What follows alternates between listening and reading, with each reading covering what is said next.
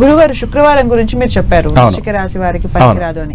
వారాలు అనేసరికి అందరు మంగళవారం గురించి మాట్లాడుతూ ఉంటారు. మంగళవారం అందరికి పనికిరాదా, కొంతమందికి కలిసి వస్తుందా?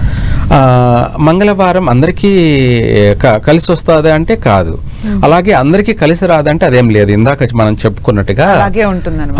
ప్రతి వారం కూడా ఒక్కొక్కరికి ఒక్కొక్క ఘాతు వారం అని చెప్పేసి అది నెగిటివ్, అశుభప్రదమైనటువంటిది, ఘాతుక అశుభమైనటువంటిది.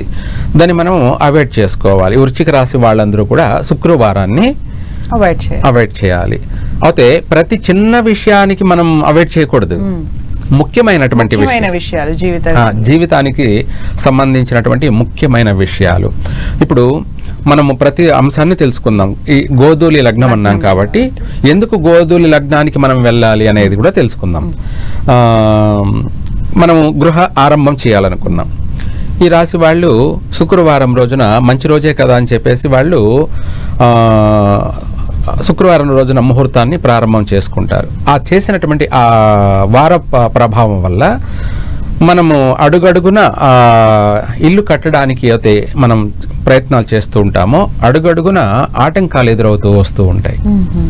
మనం ఎంత చేద్దామనుకున్నా ఆటంకాలు, సమయానుకూలంగా పని కాదు. మనము గృహారంభం ప్రారంభం చేసి సంవత్సరం తిరక్కతలికి గృహప్రవేశం చేద్దామనుకుంటే అది సంవత్సరం కాదు, 2 సంవత్సరాలు 3 సంవత్సరాలు సాగే అవకాశము ఉంది. ఇంకా చెప్పాలి అంటే వారంతో పాటు ఈ వృశ్చిక రాశి వారికి పాడ్యమి, ఘాతు తిథి, అలాగే షష్ఠి ఘాతు తిథి లేదా ఏకాదశి తిథి అనేది అందరికీ మంచిదే కదా, శుభప్రదమైనటువంటి తిథి కదా అనుకుంటారు. కానీ వృశ్చిక రాశి వారికి ఏకాదశి ఘాతు తిథి. ఇక్కడ పాడ్యమి, షష్ఠి, ఏకాదశి 3 తిథులు ఈ రాశి వారికి ఘాతు తిథులు అన్నమాట. అందువల్ల శుక్రవారము షష్ఠి అయ్యి గృహారంభం చేశారనుకోండి, ఇంకా ఆ గృహారంభం వాళ్ళు చేరలేరు, గృహప్రవేశం చేయలేరు. మధ్యలోనే పెద్ద పెద్ద అవాంతరాలు ఎదురై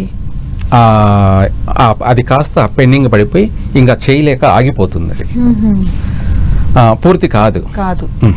పూర్తి కాదు, చేయలేరు, లేదా దానివల్ల నష్టాలు అధికంగా జరుగుతాయి. ఇలాంటి సమస్యలు అవుతుంటాయి అన్నమాట. అందుకనేసి వీటన్నిటికీ సంబంధించినటువంటిది గోధూళి సమయం అనేది ఆ సమయంలో చేస్తే ఇవన్నీ కూడా చూడాల్సిన అక్కర్లేదు.